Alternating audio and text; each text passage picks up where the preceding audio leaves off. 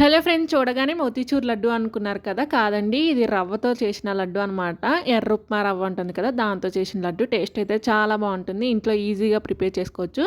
ఎలా చేసుకోవాలో ఇప్పుడు చూసేయండి. ఫస్ట్ ప్యాన్ పెట్టుకొని నెయ్యిని వేసుకొని ఉప్మా రవ్వని ఒక కప్పు వరకు వేసుకొని మంచిగా వేయించుకొని ఒక ప్లేట్‌లోకి తీసి పక్కన పెట్టుకోండి.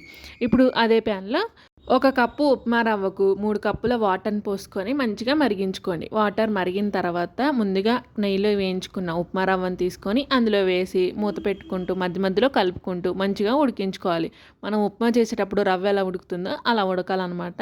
ఇలా రవ్వంతా ఉడికి మంచిగా దగ్గర పడిన తర్వాత ఒక కప్పు ఉప్మా రవ్వకు ఒక కప్పు వరకు షుగర్‌ని వేసుకొని మంచిగా కలుపుకోండి. షుగర్ వేసిన తర్వాత కన్సిస్టెన్సీ అనేది కొంచెం లూజ్ అవుతుందనమాట. షుగర్ కూడా మంచిగా కరిగిపోయి ఉప్మా రవ్వ ప్యాన్‌కి అంటుకోకుండా చిక్కబడేంత వరకు కలుపుకొని అది చిక్కబడిన తర్వాత ఉంటే యాలకుల పొడి వేసుకోండి. లేదంటే 2 యాలకుల్ని ఇలా దంచుకొని వేసుకొని మంచిగా కలుపుకోండి. ఇలా వేసుకోవటం వలన ఫ్లేవర్ అనేది చాలా బావుంటుంది. ఉంటే ఒక హాఫ్ టీ స్పూన్ వరకు రెడ్ ఫుడ్ కలర్‌ని వేసుకోండి. నా దగ్గర అయితే ఆరెంజ్ కలర్‌ది ఉంది. సో, నేనైతే అది వేసుకున్నాను. అది వేసుకున్న తర్వాత అంతా కలిసేలా ఇప్పుడు అంతా ఒకసారి కలుపుకోండి. ఇలా కలుపుకున్న తర్వాత దీన్ని ఒక ప్లేట్‌లో తీసుకొని మంచిగా చల్లారనివ్వండి. చల్లారిన తర్వాత మంచిగా లడ్డూలు చేసుకోండి. టేస్ట్ అయితే చాలా బావుంటాయి. మీరు కూడా ఒకసారి ట్రై చేయండి. వీడియో నచ్చితే లైక్ ఇవ్వండి, సబ్స్క్రైబ్ చేసుకోండి.